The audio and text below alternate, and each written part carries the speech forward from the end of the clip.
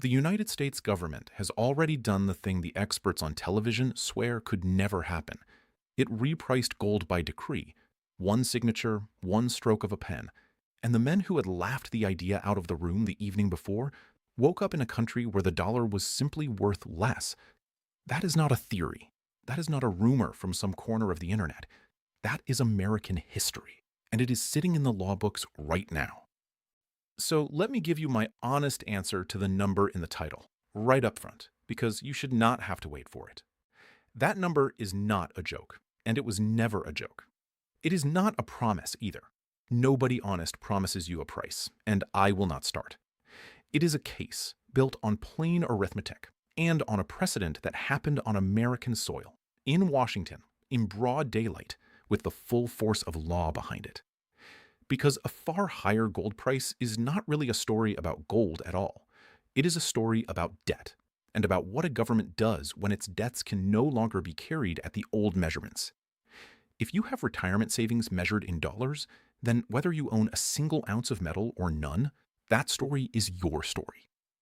$8,000 gold. Say those words in most brokerage offices, and you will get the smile, that patient, slightly pitying smile the financial industry reserves for people it has decided are unserious. I have spent a lot of years around gold and silver, around the people who buy it and the people who mock it, and I have seen that smile aimed at people who turned out to be exactly right. The big banks and the financial channels have a business reason to laugh, and it is worth saying plainly, their model runs on your money staying in their products, trading on their signals, paying their fees. A retiree who understands what a gold repricing actually is, who understands it has already happened here once, stops being a reliable customer. So the laughter is not analysis. The laughter is marketing. And by the end of this video, I want you to be able to explain to anyone at your dinner table exactly why. Let me tell you who I want you to keep in mind while we walk through this. There is a retired watch repairman down in Sarasota, Florida. I will call him Gene. Gene spent 40-some years hunched over a bench with a loop screwed into his eye, setting balance wheels, coaxing old mainsprings back to life, regulating movements until they kept honest time. A man like that does not get impressed by loud claims. His whole trade was precision. A watch either keeps time or it does not, and no amount of salesmanship changes what the movement is doing inside the case. Gene has a retirement account he built one repair ticket at a time, and when he hears a number like the one in this title, his instinct is the same as yours. Prove it. Do not tell me a story. Show me the mechanism. So that is what we are going to do. And Gene is going to come back later in this video because his trade holds the single best picture of what a repricing actually is. Here is the history they do not teach, and it is the spine of everything I am going to show you. In 1933, in the depths of the Depression, the President of the United States signed an executive order that ended the private holding of monetary gold. Americans turned in their coins. That was step one, and it stunned people. But step two is the part that matters for you. The following year, 1934, Congress passed the Gold Reserve Act, and with it, the government did something no market forecaster had on their card. It changed the official price of gold from roughly $21 an ounce to $35 overnight. Not because miners struck a shortage, not because demand surged, because the government said so. That is a markup of roughly 69%, by decree, by signature, between one business day and the next. And you have to ask the question Gene would ask, why would they do that? The answer is the whole story. The country was buried under debts that could not be honestly carried. Private debts, bank debts, obligations everywhere you looked, all denominated in dollars that were legally chained to gold at the old price. By revaluing gold upward, Washington devalued the dollar downward. Every dollar of debt got lighter in real terms. The gold in the government's vaults was suddenly worth dramatically more on the books, and the paper promises stacked against it were suddenly worth less. Nobody called it a default. Nobody used the word bankruptcy. They called it policy. But what it was, functionally, was the United States shrinking its debts by repricing the one asset that could not be printed. Hold on to that sentence, because it is the engine of everything that follows. Now here's where it stops being a history lesson and starts being uncomfortable. Look at the shape of the federal balance sheet in this stretch of history. The interest alone on the national debt has grown so large that it has crowded past the entire defense budget. The cost of simply carrying the debt now outruns the cost of the largest military on Earth. I want you to sit with that, because it is not a data print that expires next month. It is a structural fact that compounds. And I will tell you something I have learned watching this world for a long time. It is never the scary headline of the day that changes a retirement. It is the debt arithmetic grinding underneath, year after year, until one day the arithmetic forces a decision. In 1934, the arithmetic forced a decision. The question in front of us is not whether the arithmetic is building again. It visibly is. The question is what form the decision takes. To see why, you need one piece of mechanism, and it is the piece the financial channels almost never explain. A rising gold price is not gold changing. Gold is the same inert metal it was when the pharaohs held it. What changes is the measuring stick, the dollar being repriced against the one money nobody can issue. And there is historically only one way a government has ever broken that repricing once it starts: punishing double-digit interest rates that are genuinely higher than inflation, held there long enough to hurt. It was done once at the start of the 1980s, and it worked. But it worked in a country whose debt was small enough to survive the medicine. Run that same medicine at the current debt load, and the interest expense does not sting the budget, it detonates it. The honest arithmetic says that door is closed. And when the hard money door is closed, history says the pressure finds the other exit. The currency takes the adjustment. The chairman before that hard money era faced the same choice, flinched, and inflation ran for a decade. Cornered governments do not choose the medicine. They choose the repricing. So now let us do what the title demands and walk the actual path to the number. No vibes, just arithmetic and precedent. Gold in this stretch has been pressing record territory, near $4,000. Start there. Precedent 1. The 1934 revaluation was roughly a 69% markup in a single stroke. Apply that same scale of decree to a price near 4,000, and you land in the high 6,000s, near 7 in one signature. Precedent 2.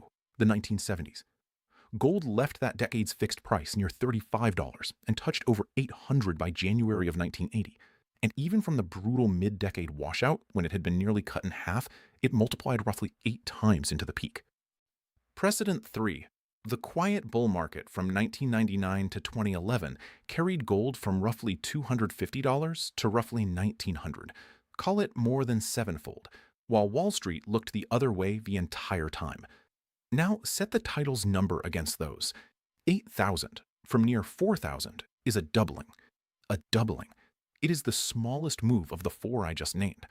Every one of those larger moves actually happened in documented American market history, within living memory or one generation beyond it. That is the case. Not a guarantee, not a date, not a promise. A demonstration that the number they told you was a punchline sits comfortably inside the range of things that have already occurred. And that is not even the strangest part of this story. The strangest part is who is quietly behaving as if they have read the 1934 playbook cover to cover. The central banks of the world, the institutions that issue the paper, have been absorbing gold at a pace with no modern parallel. More than 1,000 tons a year, 3 years running. Roughly twice the rhythm they kept through the previous decade. They kept accumulating straight through price dips, which is not how tourists behave. It is how institutions behave when they are executing a plan rather than chasing a chart. And the milestone that should have led every evening broadcast, and did not, gold has climbed past the euro to stand as the second largest reserve asset on Earth. The issuers of currency are trading their neighbor's paper for bullion. When the people who print the promises start stockpiling the thing promises are measured against, you are watching preparation. The only real question is what they are preparing for, and I would argue the 1930s already answered it. There is one more piece, and it explains the timing of all that buying. When major foreign reserves were frozen by decree a few years back, hundreds of billions in supposedly untouchable national savings switched off like a porch light. The gold accumulation did not slow. It accelerated. Because every Treasury official on Earth learned the same lesson in the same week. A reserve held as somebody else's promise can be canceled by the promise maker. A bar of metal in your own vault cannot. It has no counterparty, no password, and no off switch. That lesson scales all the way down from a national treasury to a retirement account in Sarasota, and it is the single most important thing I will say in this video. And it is exactly why, right here, I want to pause and tell you about something we put together, because this is the moment it matters. It is called the Free Retirement Wealth Protection Guide, and it walks through how American retirees are diversifying a portion of their retirement savings into physical gold and silver inside the account they already have, a 401k or an IRA, without taxes and without penalties, using what is called a self-directed precious metals IRA. Real metal, in your name, not a paper promise that somebody else can switch off. This is not just for insiders or the wealthy few. If you have $100,000 or more in any retirement account, this is for you. And the guide was written for exactly where you are sitting. It is completely free, from our family to yours. No obligation, nothing to buy. If you are watching this on your TV, just scan the QR code on your screen. If you are on your phone or your computer, go to readfamilyguide.com. Get it, read it with your husband or your wife, and then come right back, because the second half of this is where the picture sharpens. Let me bring Gene back, because I promised you his trade holds the best picture of this, and it does. A customer once brought Gene a beautiful old wristwatch that ran slow, losing minutes every day. There are two things a repairman can do with a watch like that. He can open the case, clean the movement, replace the worn parts, and make it honest again. Or he can do what a con man does: repaint the dial, move the markers, change what the hands appear to say without touching what the movement is actually doing. Now understand what happened in 1934 in those terms. The government did not fix the movement. The debts were still the debts. The economy was still broken. What Washington did was repaint the dial, redefine what a dollar measured, and gold was the marker they moved. That is what a revaluation is. The metal never changed. The dial did. And every dollar bill in every mattress in America quietly measured less than it had the day before. Gene spent his life making instruments tell the truth. The lesson of his own government's history is that the dollar is an instrument whose dial has been repainted before, by the people who own the paint. Now let me be straight with you about what I do not know, because you should not trust anyone in this business who skips this part. I do not know the day, the year, or the form. A repricing can come as a decree, the way it did in 1934, or as a slow, grinding drift, the way the 70s delivered it. I cannot tell you which, and I will not pretend to. I also will not hide the risks from you. In the middle of the greatest gold bull market of the 20th century, the metal was nearly cut in half before its biggest leg, a fall that shook out everyone who had bought the story but not sized their position to survive it. In 2013, the mere hint that the Federal Reserve might slow its bond buying knocked gold down by more than a quarter. And in this stretch, long-term government bond yields have pushed up to generational highs, and high yields are a genuine, honest headwind for a metal that pays no interest. Anyone who tells you this road is smooth is selling something. The case for the destination is strong. The road there will try very hard to throw you off. That is analysis, not personal financial advice, and it is a case, never a certainty. But now watch what happens when you line up the other precedents next to 1934, because a pattern emerges that changes how you read every financial headline. 1971. A president closes the gold window on a summer weekend, announces it as temporary, and it is never reversed. The dollar's last anchor cut by a televised address, not by any market. 1985. The world's major governments meet at a hotel in New York and simply agree to walk the dollar down together. No rate decision, no vote you were consulted on, and in the years that followed, as the dollar sank, gold rose substantially. Even deeper back, there was a stretch of roughly a decade when the Federal Reserve openly pinned government borrowing costs at artificial lows purely so the Treasury could carry its war debts. Do you see the thread? 3 different generations, one identical reflex. When the debt math stops working, the government does not fix the math. It changes the measuring stick. It has never needed your permission, and it has never called ahead. Here is the part that should genuinely make you stop and think about who has been laughing at whom. That quiet bull run I mentioned, $250 to $1,900 across a dozen years, happened while the mainstream financial industry dismissed gold as a relic for barbarians. The same institutions smirking at the number in this title sat through a 7-fold move calling it a fad the entire way up. And if you are worried you are late instead of early, look for the fingerprints of a top, because manias leave fingerprints. January of 1980 had them all. Lines wrapped around coin shops, families melting down the wedding flatware, the price gapping higher day after day, cab drivers quoting the fix. Look around now. The professional institutions that manage America's pensions still hold a historically tiny sliver of gold, a rounding error of their portfolios. Your neighbors are not lined up anywhere. The only crowd at the counter is the central banks themselves. In my experience, tops look like everyone you know rushing in. This looks like almost no one you know even paying attention, while the most informed buyers on the planet accumulate in size. Those are opposite pictures. Though what do you actually do with what you own? Not advice, but the principles I have watched keep people safe through every one of these cycles. First, size any metal position so that a violent shakeout cannot force you to sell it. The market has a long memory for punishing the over-leveraged and the overextended, and the 70s proved a having can arrive in the middle of a historic bull run. Second, if the case you believe is the repricing case, own the actual metal, not merely a paper claim on it. In the panic of 2020, the price of gold in New York futures tore violently apart from the price of real bars in London. Planes were chartered, vaults scrambled, and for a few extraordinary days the world saw plainly that a paper promise and a bar in a vault are not the same asset. Splits like that are rare, but they only ever happen at the worst possible moment, which is precisely when you need the distinction to be real. Third, never sell into the panic itself. The 1934 generation that fared best was the one holding the thing that got revalued upward, not the ones holding the paper that got revalued down. And notice one more pattern before we close, because it decides how much time you think you have. Repricings do not arrive on a schedule with advance notice. 1934 happened between 2 business days. 1971 was announced on a Sunday evening broadcast while the market slept. The night Britain voted to leave Europe, gold ripped higher in the overnight hours, before American savers had finished their coffee.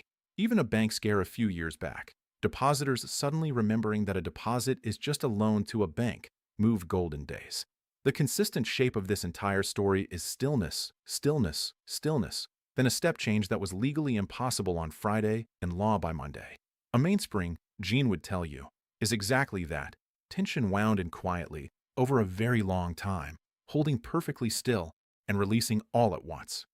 Which brings us to the honest bottom line about where you and I sit in this story.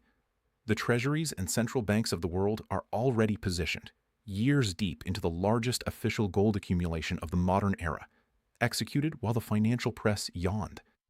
The overwhelming majority of reserve managers surveyed say they expect official gold holdings to keep climbing.